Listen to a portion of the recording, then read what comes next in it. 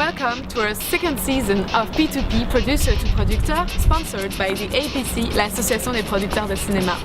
I am Anne-Dominique Toussaint and I will be your host.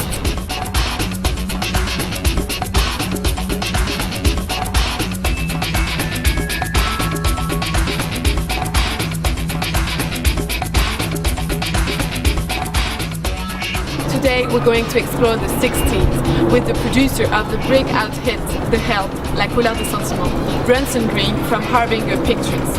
Our second guest is Georges Bermann, the founder of Partizan, and be sure to watch for their film Nothing But the Beat about David Guetta.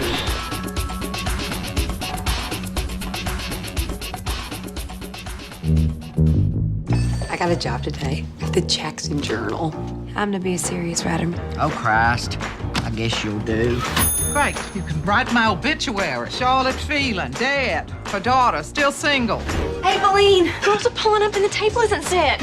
Aibileen, you spilled something. Forgive me, Lord, but I'm gonna have to kill that woman, Aibileen. You know as well as I do. Every white house should have a separate bathroom for the colored help. Maybe we should just build you a bathroom outside, Haley. You said to write about what disturbs me. I'm listening. I was raised by a colored woman. I've seen how simple and how complex it can be. She raised me. She did not. I'd like to write something from the point of view of the help. A book like this has never been written before. There's a reason. These women raise white children, but they can't even use the toilets in our houses. Minnie, are you in there? You are fired! I thought I might write my stories down and read them to you. All right, I'm gonna do it.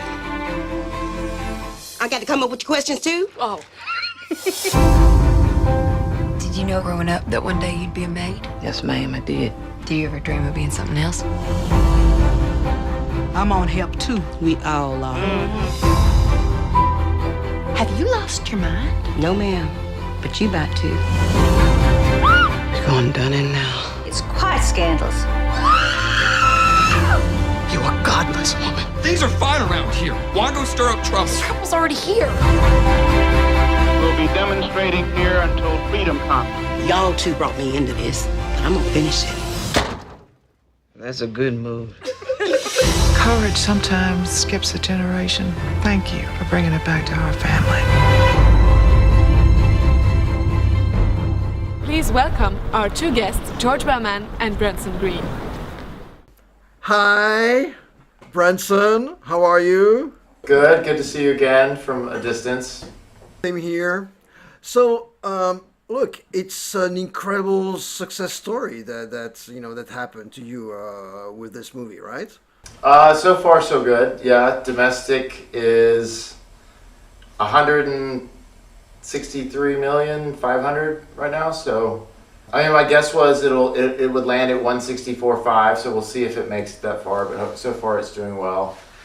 And then we're in 10 territories, smaller territories. The biggest is Australia and New Zealand.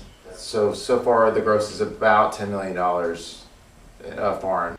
I hope that you have points on the gross. Yeah, I got a little piece. So look, this is really a dream for all the producers, what's happening to you.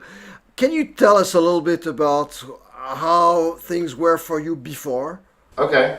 I started out right out of college in Austin, Texas. I went to school in San Antonio, Texas. And when I got out of college, there were no jobs. It was a recession. I had one job offer that I did not want to do. It was working in computer consulting. And I graduated in economics and had no experience in film at all. But I did have one connection in film in Austin. This guy named Bill Whitliff, he's the writer and producer of Lonesome Dove. And so I moved to Austin and interned on his movie as a props intern. It was a Western on Willie Nelson's ranch. And so I basically cleaned guns and, after I did that job, just people started asking me to work freelance on movies. Worked all over the country, did casting, worked for, I was assistant to a producer and then also a line producer, was where really I kind of learned how movies are made and how to make them and how not to make them.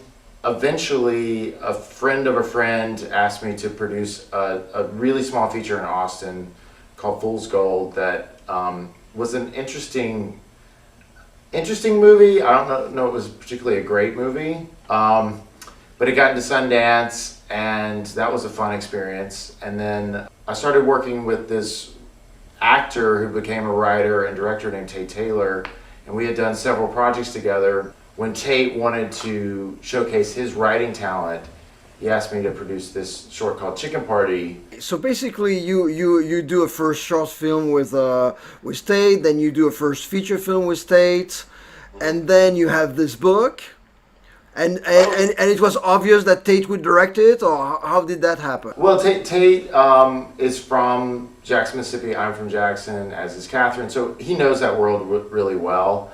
And he kind of grew up in that situation where he had a housekeeper that basically raised him. He was a natural fit to write the script, and what we kind of had to make sure is that Tate had only done a couple of small things, that we had to make sure that he wrote an amazing script and told the story really clearly, and so it showed a vision of how he would direct it. And he did such a great job that when we went to Chris Columbus, who was a big fan of the other two projects we had done before, when he read the script, he's like, "Oh, this is amazing." So Chris Columbus, what's the connection between you and him? You just knocked at his door, and he opened up and said, "Hey, hi, how are you? Tell me more about it." Not exactly. It's that Southern way of friends helping out friends, because Tate's sister's daughter went to school with Chris Columbus's daughter up in San Francisco. And so we had done Chicken Party, and it had done really well. And so Tate basically pimped out his niece to give the movie to her friend, who's Chris's daughter. And then the daughter gave it to Chris, and he watched the movie and loved it. Initially, when we got the manuscript for The Help, and it was, it was a success. We didn't know if it was going to be a huge success or not, but it was a story we really loved. And so he read the book, but he's like, this isn't something that 1492 does, because they're kind of more family, big budget, special effects kind of movies, Harry Potter. And so we're like, okay, well, we'll just make this as an independent movie for like $6 to $10 million. But what happened was the book started rising in the New York Times bestseller list, and so interest started growing for making the book into a movie. So you have the book, you pass the book around. Okay, when are you moving from passing the book around to passing the script around? It was about a 1.5 year process for Tate to write the script. He really took his time on it. And so when Chris said, it's not really for me, that was a year before the script was ready. And so we kind of went on that independent track. I'm like, okay, we'll just make it independently. Basically, the week that the book hit the top 10 in the US is when Tate finished the script. So all of a sudden, kind of like, oh, maybe we should change course and reapproach Chris, because now this is something that's a really viable property. Chris was one of the first people we gave the script to read, and he loved it. He's like, this is fantastic. And so he's like, well, let's get in business together. So how did it land on DreamWorks' desk? I gave the book to Participant, and so then when the script was ready, they were very interested, and we were talking to several studios, and DreamWorks was actually the last studio we went to, because they were still kind of ramping up their financing. I don't know if you remember, they split from Paramount, and so there was this kind of time period where they were kind of figuring out exactly what type of movies they wanted to do. We had a lot of interest from Participant and from some other studios, but we had several passes. And then when we went to DreamWorks, it was the week, once again, luck has it was the week that it hit #1 on the New York Times bestseller list. And so, Stacy, who's been a big fan of the book, Stacy Snyder, it was like a love fest. Because we had shot some footage of some real housekeepers from Mississippi to kind of show this is what the feel of the movie's going to be. So you had a kind of sizzle reel? Yeah, we had a little sizzle reel. And we had also scouted Mississippi, because we really wanted to shoot in Mississippi. We really wanted Tate to direct the film, and he had written a great script, And so we wanted to kind of show his vision too, to say like, this is what we're going to deliver to you. So tell me a little bit more about the sizzle reel. What did you show? You showed the locations, you showed some housemaid. Was it like a reel? Was it a book? Well, we basically we went with our production designer, who was a dear friend of ours for years, he designed Julia and Julia. He's amazing. He's great. And so we flew down there right before Christmas and shot. We scouted the locations and figured out that Greenwood, Mississippi had the majority of the locations that we wanted, because it's a town that's kind of, in the 60s, economically, it died. So architecturally, it looks like the 60s still. This is the look. And so it has all of the, kind of, these are the locations, like that's the Junior League, and that's the style of what the interior of the Junior League will look like. And so it really kind of gave, and this is what became our ballroom, that we completely renovated to look like that. And Tate was quite reassuring in the fact that he had already done a short film where the actors were good, so there was no concern about whether he could direct actors or not, right? Exactly. He's an actor himself, and he's fantastic with actors. He's just great. So, and also, Tate has this certain confidence about him as a director that he's going to deliver it. He's fearless, and so I think that came across in the room, and everybody was comfortable, and they made the check. Oh yeah. They wrote a check right there. They wrote the check. Hey, 20, so how much was it? 28? 25? Around 25. Yeah. Yeah. So now you're in business. What happened then with Participant and with the Arabic Fund and all the right? How all that went together? Is this DreamWorks who dealt with it, or you were involved? Well, I was initially involved because I was the one who kind of tried to get them to do the movie originally. And so then they called me back and they said, we really want to be a part of this project. It's a fantastic story, and it fits into their, I don't know if people know what Participant's about, but they're all about social change and positive messages in films. And so they really wanted to kind of use that message with high school kids across the U.S. And so they've done some programs in conjunction with the help with high school kids and stuff. What's interesting is that there is no massive cast, in your movie. It's Emma Stone is, she's great, but she's not a super big star neither, So yeah. How did that happen? Well, basically, so many people love this book here in the States. We were really worried. We didn't want to cast it with huge movie stars because people have their own conception of who Skeeter is or who Hilly is in their mind. So you don't want to put Jennifer Aniston in as a 21-year-old naive girl. So what's cool is that DreamWorks went along with it. They didn't say, you have to plug in famous faces because we're worried about the foreign or whatever. They were very respectful of Tate's wish to have the best actress for the role. And one of my original jobs was in casting, so I love the casting process. And one of my first bosses in film is Kerry Barden, who's a casting director, and he's our casting director for The Help, so I got to be his boss this time. So he is the one who suggested Emma Stone. Tate had never heard of her or seen her, and he loved her instantly. So once he met with Emma, he knew she was perfect for Skeeter. Get your hair fixed. I got a job today, Where? writing for the Jackson Journal. Great. You can write my obituary. Charlotte Phelan, dead. Her daughter, still single. All the other actresses were people that we read and brought in. So, like Jessica Chastain, she is somebody that we had never heard of or seen, and when she came into the room, it was just amazing. The Terrence Malick movie was not out yet? Oh no, I instantly was like, she's totally not right for the role, because the part of Celia is like this big boobed blonde woman, almost like a Marilyn Monroe type, and Jessica's like this very petite, soft-spoken redhead. And so instantly, oh, she's not right. And after she read her first scene, we were literally captivated by her. Like, she's just amazing. Well, what time you want me here? After 9, and you gotta leave before 4. Okay. Now, what your husband say you can pay? Johnny doesn't know I'm bringing in help. And what Mr. Johnny gonna do when he come home and find a colored woman in his house? It's not like I'd be fibbing. I just want him to think I can do this on my own. I really need a maid. So now you're in business, you have the money, you have the cast, you have the script, you have everything.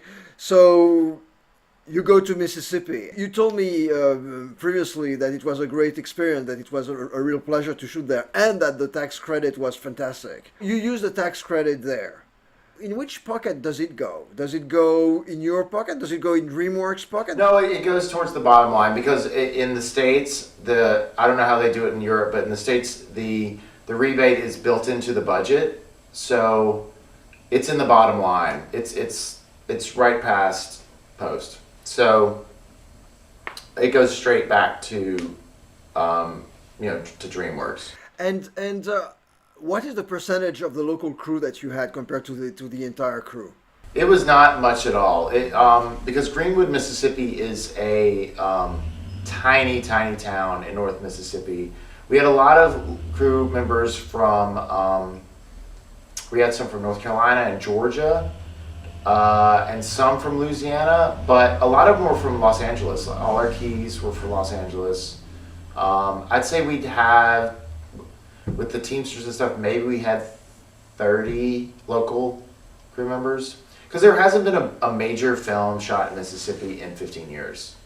And there used to be a really consistent, great local crew, but at the time, because there's been such a dearth of shooting there until this rebate came into play, that it's going to take some time for a crew to really build back up there. But one of the advantages of shooting there is that everyone is so hospitable and open to film production there. So you get a lot more latitude in shooting in your locations, and you don't have to pay, like in Los Angeles, you don't have to have a fire marshal there if when you're shooting with a certain number of people in Mississippi. You just don't. And here you have to pay for a fire marshal who gets a guaranteed aid, and it's just like you're just doling out the cash. And that's an advantage of shooting in the South. Okay, so now you're done shooting, you start editing, and usually this is the moment where things are getting a little bit more complicated with everybody, giving their opinion. So how was the process with that? Did it go really, really nicely? Did you do test screenings? What were the lessons of the test screenings, etc., etc.? Okay, an interesting strategy is that Tate asked for a test screening of his rough cut, which is very rare and it's expensive. And what's great is that Stacy at DreamWorks said, okay, fine, if that's what you want to do, we'll do a test screening. So we all flew to Kansas City and did a screening for 300 people. Really, really rough. No CGI, super temp music. Like something. I think it was something that Tate didn't know what he needed to cut.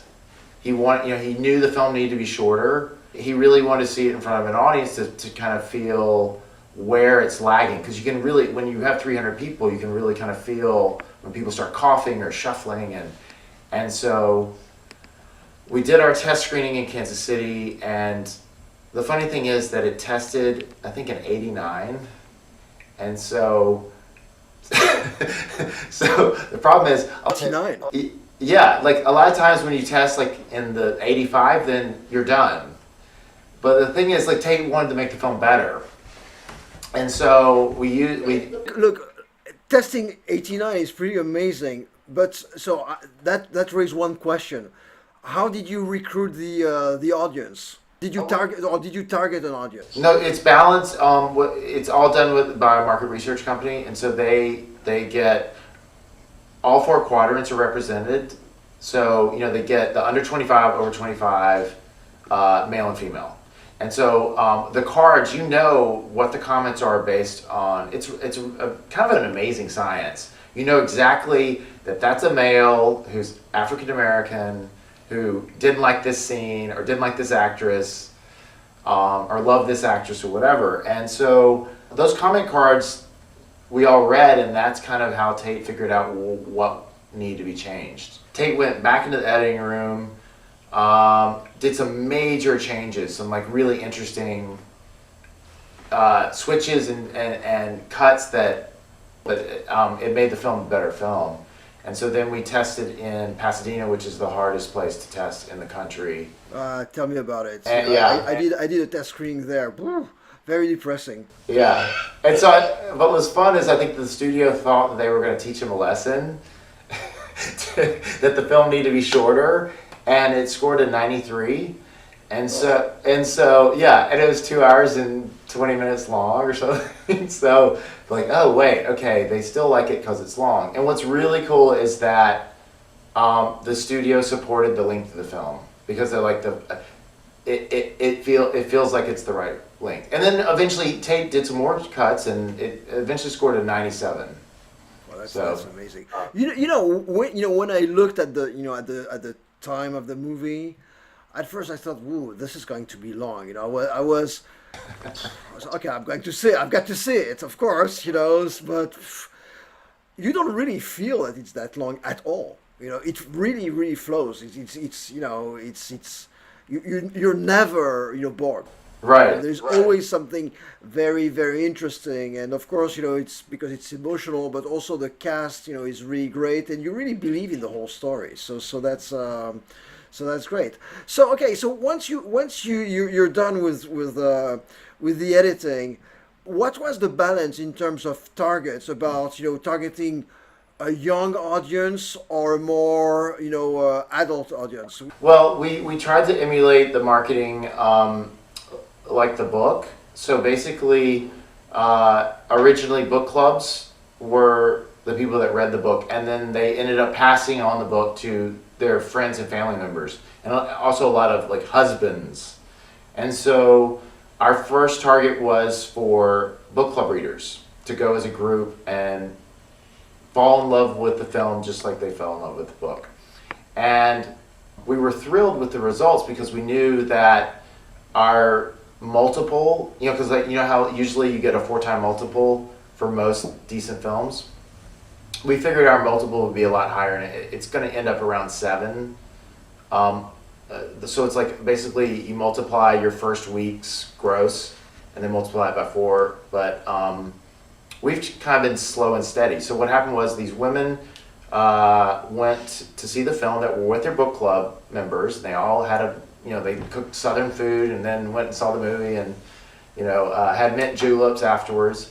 And then they ended up the next week taking their husbands to see the movie. The same women. So we've had people say that they've seen the film 8 times. Great. So now I guess that you can walk in any studio and get any movie done, right? No. I have a project for you. Okay. No, but I think French, like we were talking about, the French producers have it so easy. Y'all just got money flowing. Our perception of y'all is y'all have money just like, you go to a tree and you just pluck off some euros off the tree and go make your next film. It's not like that in the States. Really? Yeah, because we don't have... You don't have the same trees. We don't have euro trees. The thing is that development, for an independent producer, we don't have the access to development money like y'all do. We have to develop a lot more projects at the same time and hope that one sticks. And yeah, I mean, it's been great. I have access to a lot of people that I didn't have access to before, and that's been fantastic. But it's always hard to make a film here in the States. It's money's tough to come by. So tell me, concerning the movie itself, it was very interesting for a French audience to watch it, because we thought that it was extremely melodramatic, you know, towards the end. And what was quite striking is that there was not just one layer, you know, of ending. There was, you know, several layers of endings. It looks like you had to show the ending of the story of each character. Why was it so insisting? You know, I mean, it worked, but I'm curious to, you know, to understand, you know, that difference between, you know, an American movie and, you know, and maybe a French movie or a European movie. Well, there's two reasons. I mean, one is the main reason is because of the book, and the people who read the book fell in love so much with the characters. They want to make sure all the characters where they end up, and so a lot of people when we talked to them about the book before we even finished the script, you know, they said that they fell in love with these characters. They're like, they feel like friends to them, and they don't want to leave them. Like, they were sad that the book was over because they want to continue with these people's lives. We did about 5 test screenings. That when we did take out some of those endings, people were like, "Well, what happened to Minnie? What's going? You know, Abilene? What's gonna? You know, that was one of the biggest complaints." Oh, so that's interesting. Maybe that's the difference between American audiences and French. Like, y'all can be very vague and. But I thought that it was very deliberate, so I wanted to understand why. But this is a very good explanation. Okay. Great. Well, look, fantastic. It's fantastic all the way. It's a great story. So thank you very much for telling it to us. Okay, sounds good. Okay. Great. Bye. Bye. Thanks for watching, and see you soon.